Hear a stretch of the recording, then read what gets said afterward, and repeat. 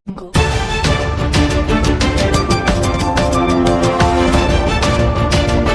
दिल्ली भी महफूज नहीं, मौलाना ने नहीं लगाया जय श्री राम का नारा तो हो गया कातिलाना हमला। दिल्ली में एक बार फिर से जय श्री राम का नारा नहीं लगाने पर अक़लियती तबके के एक शख्स को निशाना बनाया गया है।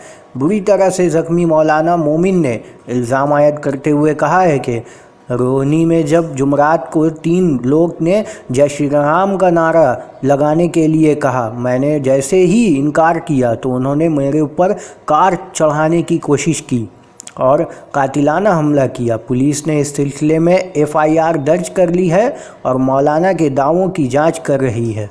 पुलिस को दी गई अपनी शिकायत में मौलाना मोमिन ने कहा कि जुमरात को जब वो मस्जिद से निकलकर मदरसे के पास टहल रहे थे तो उनके पास कार पर सवार कुछ नौजवान पहुंचे। कार में बैठे कुछ लोगों ने उन्हें जय श्री राम का नारा लगाने को कहा और जब उन्होंने ऐसा नहीं किया तो उन्हें कार से टक्कर मारी गई। हैरानी की बात यह है कि पुलिस ने इस पूरे मामले को हल्के में लिया और इसे महज हादसा करार देते हुए एक्सीडेंट का मामला दर्ज कर लिया है। अब दिल्ली पुलिस मौलाना मोमिन के इल्ज़ामात की जांच में मसरूफ़ हो गई है। पुलिस इस मामले में वाक़े की जगह पर मौजूद CCTV फुटेज हासिल करने की कोशिश कर रही है।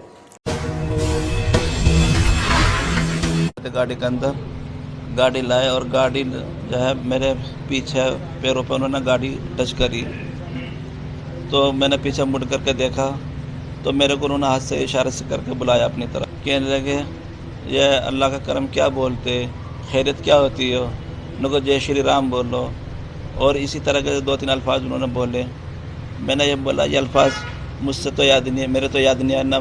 जैसे ही मैं मस्जिद के करीब पहुंचा, रोड क्रॉस करने वाला था तो अपनी गाड़ी वहीं से उन्होंने गाड़ी स्टार्ट करी और इतनी तेज़ गाड़ी लाए कि फ़ौरन जैसे मैं रोड पार करने वाला था तो मेरे को उन्होंने साइड मारी, जिसकी वजह से मैं उछल गया और उछलने के बाद में मैं बेहोश हुआ और फिर मेरा एक बदन के सर से लेकर पैर तक एक जिस्म में पूरे में चोट आ गई।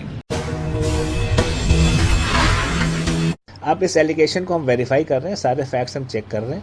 कुछ जहाँ पे एक्सीडेंट हुआ था कि 7 से 8 बजे के बीच का टाइम है, वहाँ कुछ आई विटनेसेस भी हैं जिनको हम एग्जामिन कर रहे हैं। पुलिस टीम हमारी लगी हुई है, इन्वेस्टिगेशन कर रही है इसमें। तो CCTV फुटेज वगैरह हैं, रोड पे CCTV फुटेज हैं, उनको भी एग्जामिन किया जा रहा है पता लगाने के लिए कि गाड़ी नंबर क्या थी और कैसे एक्सीडेंट हुआ, कैसे हुआ। और जो टीम है वो पूरे आगे तक जा रही है, सुल्तानपुरी तक जाएगी। पूरे रोड पे सारे CCTV फुटेज हम चेक करेंगे, गाड़ी को आइडेंटिफाई करने के लिए पूरी कोशिश करी जा रही है।